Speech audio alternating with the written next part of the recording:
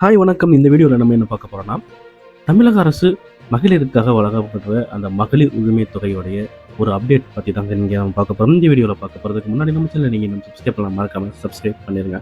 தமிழக அரசால் மகளிருக்காக மகளிர் உரிமை தொகை அப்படிங்கிற இந்த திட்டத்தால் தமிழகத்தில் 1,14,00,000 பேர் உடைய வங்கிக் கணக்கில் மாதந்தோறும் வரவு வைக்கப்பட்டிருக்கு. ஸோ இந்த திட்டத்தில் நிறைய பேருடைய எதிர்பார்ப்பு என்னவா இருக்குது அப்படின்னு பார்த்தீங்கன்னா, ஸோ நிறைய பேருக்கு மகளிர் உரிமை தொகை கிடைக்கப்படலை. அதே மாதிரி நிறைய பேர் அப்ளை பண்ணியும் அதுக்கான ரிசல்ட்டும் வரலை அப்படிங்கிற நிறைய கேள்விகள் அவங்களுக்கு இருக்கு. அதே மாதிரி தான் நிறைய பேர் ரிக்வெஸ்ட்டாக வைக்கிற ஒரு வாதம் அப்படின்னு பார்த்தோம்னா, தமிழக அரசு பார்த்தீங்கன்னா தமிழகத்தில் இருக்கிற குடும்ப அட்டை வைத்திருக்கிற அத்தனை மகளிருக்கும் இந்த மகளிர் உரிமை தொகையை நீங்கள் தரணும் அப்படிங்கிற ஒரு ரிக்வெஸ்ட்டை இது வரைக்கும் வச்சுக்கிட்டு இருக்காங்க.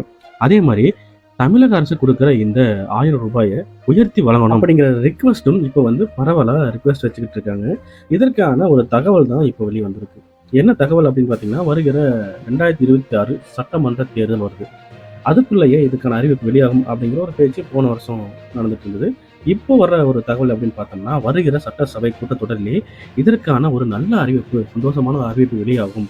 அது எப்படிப்பட்ட அறிவிப்பாக இருக்கும் அப்படின்னு பார்த்தோம்னா, 1000 ரூபாய் அப்படிங்கிற இந்த உரிமை தொகையை பார்த்தீங்கன்னா 2000 வழங்கப்படும். அப்படி இல்லைன்னா 1000 அப்படிங்கிற இந்த உரிமை தொகை 1500 உயர்த்தி வழங்கப்படும் அப்படிங்கிற ஒரு தகவலும் இருக்கு. இன்னொரு தகவல் அப்படின்னு பார்த்தீங்கன்னா, 1000 அப்படிங்கிற இந்த உரிமை தொகை 1200 உயர்த்தி வழங்கப்படும் அப்படிங்கிற ஒரு 3 விதமான தகவல்கள் பரவலாக பேசப்படுது. இது உண்மையான தகவல் அப்படின்னு பார்த்தோம்னா, இது வரைக்கும் ஒரு அதிகாரப்பூர்வ அறிவிப்பு வெளியாகலை.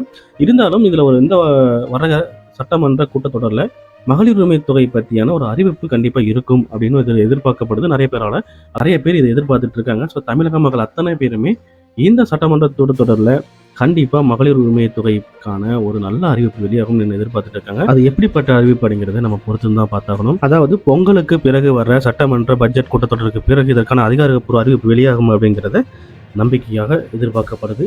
நம்மளும் எதிர்பார்ப்போம் என்ன செய்தி வருதுன்னு. வரும்போது உங்களுக்கு நான் இந்த தகவலை தெரிவிக்கிறேன்.